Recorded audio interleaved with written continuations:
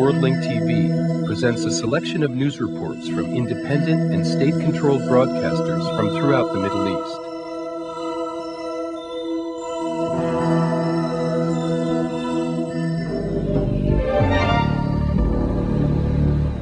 Iran's Foreign Minister Kamal Kharazi says that the Al-Qaeda members detained in Iran were arrested prior to May 12th. Thus, they could not have been part of the attacks on Riyadh.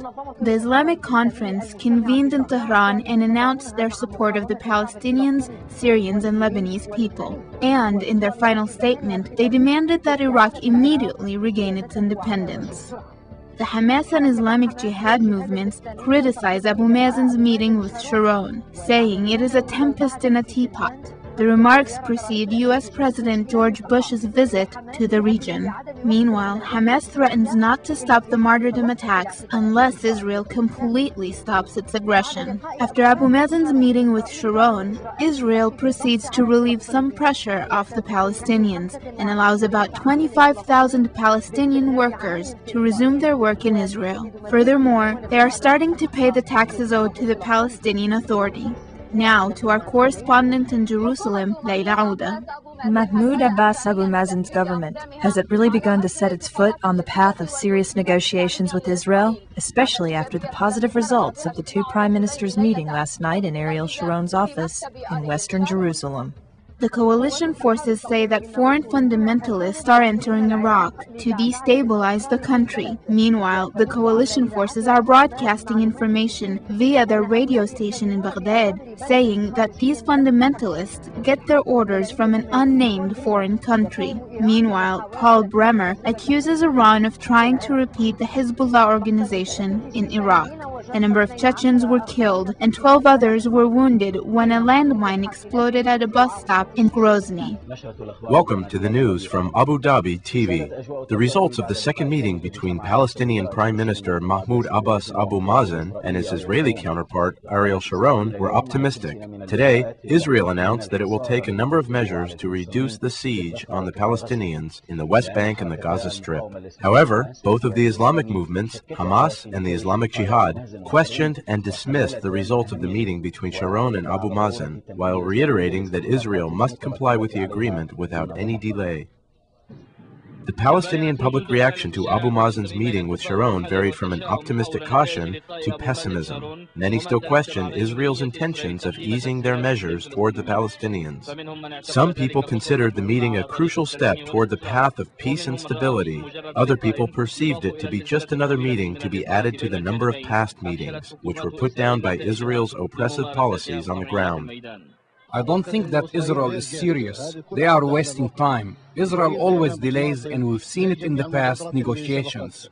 We want security for us, them, and everyone. We want the workers to get back to their jobs, and we want the roads to be reopened. We want to live. Every time we try to make peace with them, they turn around and assassinate people, bomb us, and raze the trees. The Palestinian opposition factions welcomed the release of a number of detainees. However, they dismissed the importance of this meeting, saying that this step is not enough, and the Palestinian people should not be deceived, adding that the most important issue is to end the occupation and Israel's acknowledgement of the right of a Palestinian independent state. Currently, they are only discussing easing their measures, which are marginal issues. The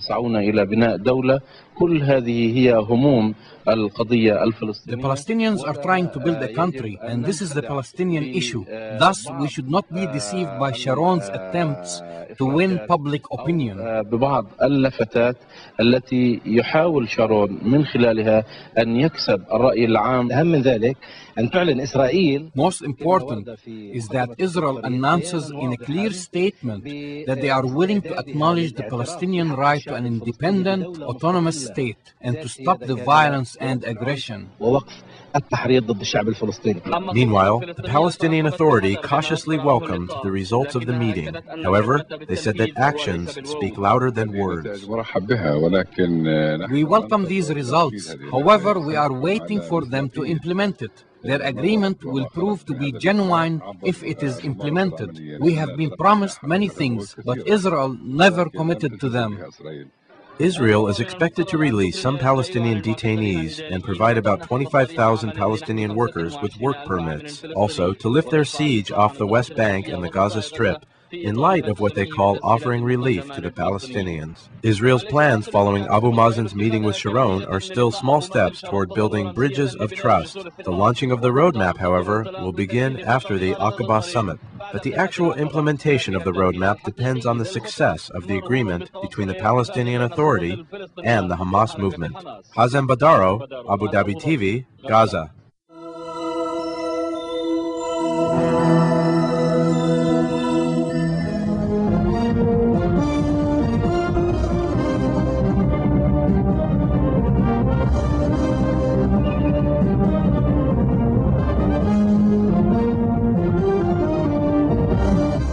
President Bashar al-Assad met at the People's Palace this morning with a group of Syrian artists.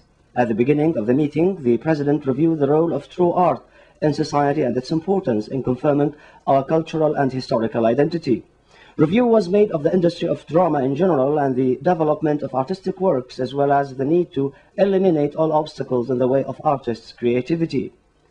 Also underlined was the role of artists as a vanguard category in society and their task in consecrating the positive values and adhering to the homeland's supreme interests.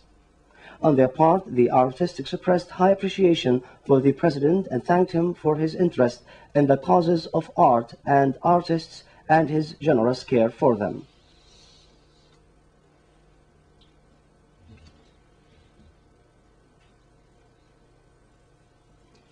Foreign Minister Mr. Farouk al-Shara hands the Iranian President a message from President Bashar al-Assad on the latest developments in the region and bilateral relations.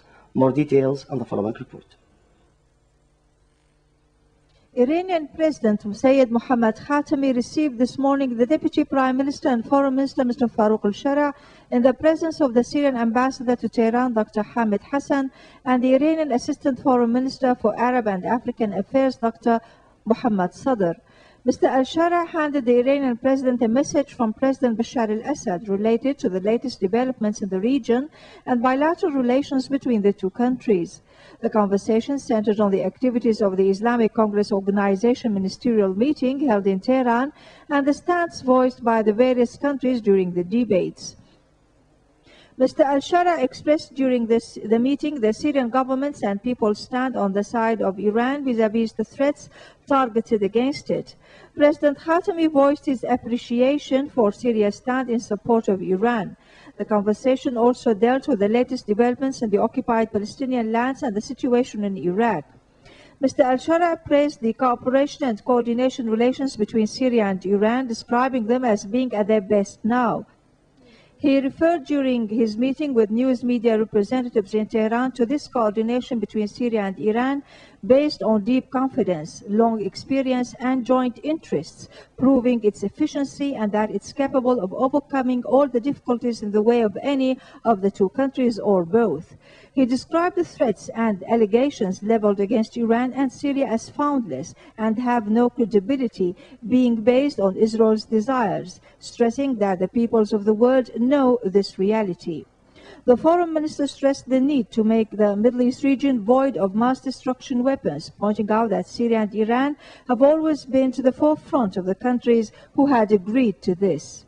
Mr. al-Shara described the meeting of the countries neighboring Iraq, which was held yesterday, as having been very good, during which exchange of views was made on the situation in Iraq. He pointed out that there was an agreement of opinion on the complications of the situation inside Iraq and the obstacles facing the occupation troops there.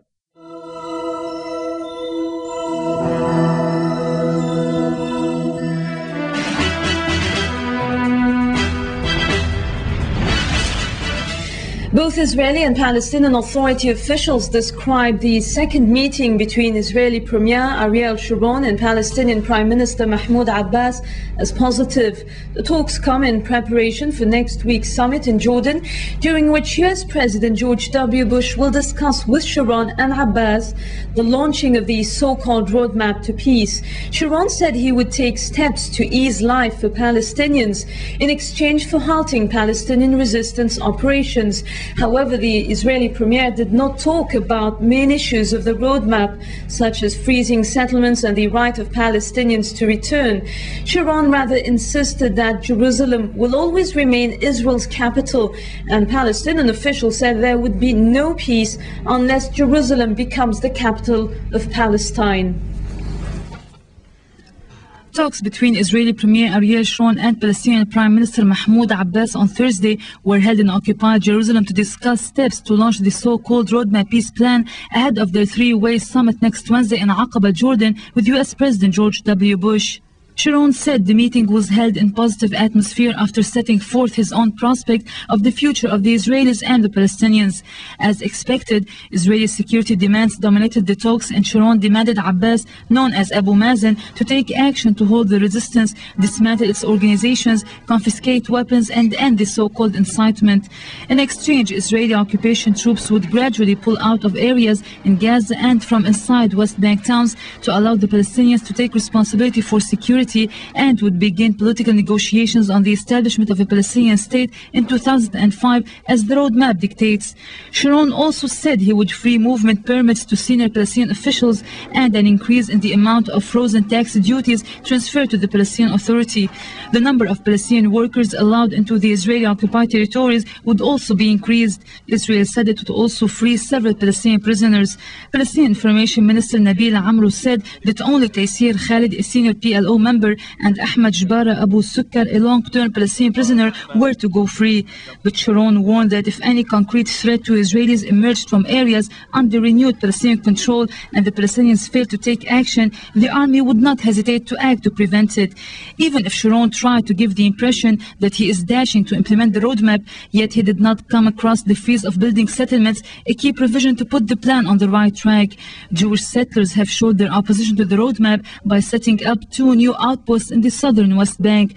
Before Sharon's meeting with Abbas, the Israeli premier pledged in a televised address that Israel will never let go of Jerusalem, angering the Palestinians. Top Palestinian advisor Nabil Abu Rudaina warned that Jerusalem is the key to peace in this area. Without Holy Jerusalem as the capital of a Palestinian state, there will be no peace, he said. Israelis seemed unheeded by the roadmap after the occupied Jerusalem municipality submitted a plan to the Israeli Interior Ministry for a new Jewish settlement near the village of Abu Dis in annexed East Jerusalem. Israel's provocative acts did not prevent Abbas from hailing the talks as serious, candid, and beneficial, and said the acceptance of the roadmap by both sides would be reinforced by the Middle East summits in Egypt and Jordan next week. But the main obstacle to launch the roadmap remains Israel's many reservations on the plan, which it only approved of on condition Palestinians will be denied of the right to return. Abu Rudaina said the two sides also agreed to set up a joint committee to continue work on the roadmap. Palestinian Chairman Yasser Arafat offered to implement the roadmap immediately after Abu Mazen's delegation went directly to his headquarters in the West Bank town of Ramallah to brief him on the outcome of the meeting. Arafat decided to convene a PLO meeting to prepare for next week's three-way summit. White House spokesman Ari Fleischer said it was up to the government of Palestinian Prime Minister Mahmoud Abbas to dismantle resistance groups. Fleischer said should the Palestinians declare a ceasefire, it must be accompanied by parallel steps to disarm and dismantle these groups. The Islamic Jihad and Hamas groups dismissed the meeting between Abbas and Israeli Premier Ariel Sharon, saying it is a hurricane in a cup that precedes a meeting with U.S. President George W. Bush in Aqaba in Jordan. Hamas spokesman Abdel Aziz Rantisi warned the group would only stop martyrdom operations if Israel entirely halts its aggressions against the Palestinian people. He also dismissed the Abbas-Sharon meeting. Should the Palestinians declare a ceasefire, it must be. The Al-Aqsa Martyrs Brigade denounced what news agencies had reported about it, welcoming the approval of Israeli Premier Ariel Sharon to the roadmap. It refuted the news in a statement and warned anyone from involving the group in such projects or from reporting that it accepts a truce with the occupation. It added that the Al-Aqsa Martyrs Brigade refuses the roadmap, which only serves the security of the Israeli occupation and its settlers. U.S. President George W. Bush said in an interview on Thursday that during his visit to the Mideast next week, he will send a clear message to all leaders in the region that they will be held accountable for upholding their responsibilities to bring peace and security to the region. Bush said he expected Arab leaders to put an end to the flow of funds to so-called terrorist organizations. Bush also described U.S. Secretary of State Colin Powell's recent visit to the region as good. He also said the U.S. is concerned with recent reports that Al-Qaeda operatives are operating in Iran. For Palestinian children, dreams of a normal childhood is haunted by nightmares of bloody Israeli aggressions against them and their families. And when they wake up, it's the nightmare that awaits them on the doorsteps of their houses, in their schools, and within the whole oppressed Palestinian society. During 32 months of standing up to Israeli occupation aggressions against Palestinians, children in the Gaza Strip played a role in the Intifada and became witnesses and participants in daily confrontations with the Israeli killing machine. Fighting Israeli occupation soldiers and tanks with stones, Palestinian children underlined the determination to resist and in most cases die for their rightful cause. And so it was, one child after the other. Some have died while still holding the stone they believe will someday set their people free from Israeli occupation. I dream that the Israelis come to our house. I imagine that they destroy our house, and when we start screaming, then they take us outside, and then we find all these wounded and dead people. Palestinian children deserted their entertainment sites and focused on educating themselves and participating in the struggle for their country and beliefs. They are not like other children in Arab and Western countries. Their drawings do not reflect interests of children of their same age. The colors they coped with are the red color of blood, the yellow color of fire, and the green color for Israeli occupation soldiers' uniforms and killing machines. Helicopters, Apache helicopters, sending bombs to a home. So the general complaints of the children are complaints of fear, the symptoms of being in a state of fear and the lack of insecurity, the lack of safety. However, children are quite adaptive and they quickly cope with the changing environment. Palestinian children have already coped with the Intifada at funerals of resistance, rallies, and even in actual attacks on Israeli occupation troops. That is, if the attack expression fits the situation of a stone thrower facing Israeli bullets, tanks, and death.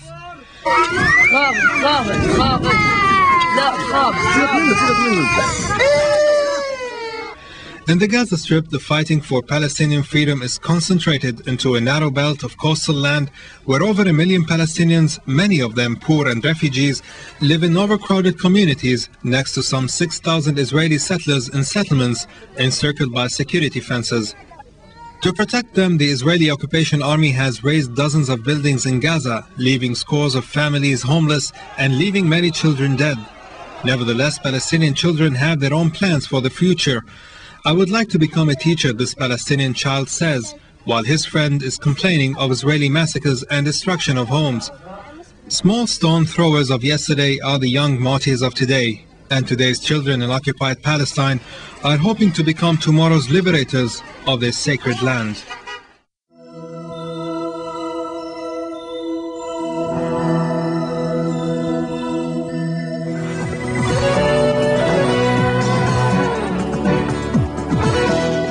هذا الصباح توفي متأثرا بجراحه الشاب Tieb al-Haman was a young man who died of his injuries which he sustained from the terrorist operation in Casablanca. His father died on the spot in the same terrorist attack. Sumaya al-Magrari and Abdel al-Rahman al-Wadawi prepared this report. وشهد للتاريخ أن صاحب الجلالة هو الذي أمر بتعليمات سامية. I must say that the Honorable King personally ordered the transfer of the wounded young man to France to receive medical treatment. I came on behalf of the Moroccan Parliament, and Mr. Shuaib came on behalf of the State Attorney. We came at 8:45 a.m. to expedite his transfer to France, but unfortunately, we were notified about his death between 8:30 and 8:45 a.m. ويعلن لنا بأنه توفي لتوه يعني على الساعة 8:30 أو 8:45 دقيقة. شاء القدر أن يتوفى الشاب الطيب الخمام. With the death of Tayyib al-Khaman, the 17-year-old young man, the total number of those killed in the Casablanca terrorist attack is now 42. His high school friends and family are crying. The mother in particular is in deep sadness because she lost both her husband and her son. God will bring us justice. God will bring us justice. Why did they kill my brother and his son? May God punish them. What did my brother and his son do wrong? What did they do wrong? Everybody was affected by the death of the young man. When we came, he was being taken out of the hospital in preparation for the funeral. God willing, we will attend the funeral. When his body was taken out of the hospital, people were very upset. The father died as a result of the explosion in Casablanca. Then his son died 1 week later due to his severe injuries. Deep sadness can be seen in the faces of his friends at Muhammad V High School. People are very sad in this distressing situation. Words cannot express my sorrow.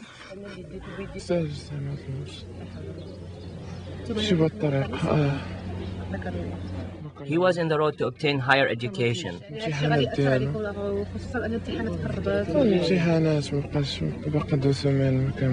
The final exams were getting very close.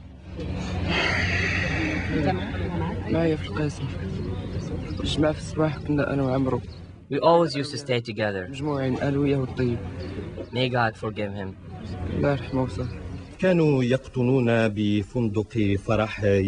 German and Australian engineers are staying at the Fra Hotel, which was subjected to the terrorist attack. They are still staying in the same hotel to express their support to the Moroccan people. Their message is, no to terrorism.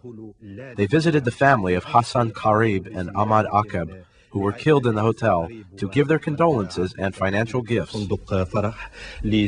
Hassan al-Hamadi and Aziz Esto provide us with this report. Last January, 26 German and Australian engineers came to Morocco to repair the Al-Asmer station in Al-Muhammadiyah. They have been staying in the Fra Hotel ever since. They witnessed the terrorist explosion, but they refused to leave the hotel as an expression of their defiance to terrorism and to show their support to the relatives of the victims and the hotel employees. They were only a few meters away from the criminal attacks.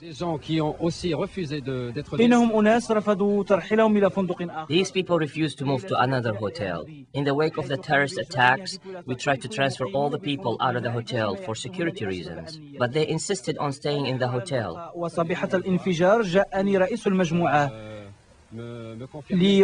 The day after the attacks, the spokesman of the group approached me and confirmed that the group were determined to stay in the hotel. فتوجه الجميع إلى درب السلطان حيث تقيم عائلة أحمد عطيف الحمال الذي أنقذ الفندق بتدخل. Everybody went to Al Sultan neighborhood to give condolences to the family of Ahmad Atief, the doorman of the hotel. He sacrificed his life to save people at the hotel in a heroic action. The family of Atief considered the visit of the German and Australian group as a great gesture. All his co-workers have great appreciation and respect for him. The leader of the group gave a financial gift and a letter to express their sympathy they have for the family of the victim, Ahmad Atief. Terrorism is not the way. Terrorism is not the way. Innocent people die, many others suffer because of this ugly operation, most of whom were Moroccans. وللأسف جلهم مغاربة. وكان من السهل علينا جمع. It was easy for us to collect donations from a number of people. Our company also sent a donation. This is the reason we are here. This is the reason why we are here. The second destination of the group was the home of Hassan Karib, who was killed while he was with his friend Ahmad Atief at the entrance of the hotel. The German and the Australian group also gave a financial donation to the widow of Ahmad Atief. I thank the company and its employees because they sympathize with us in this difficult time. The German and Australian sympathy and support to the Moroccan people is a strong message against terrorism, which caused the death of innocent people. It is a great message against terrorism in all its forms, everywhere in the world.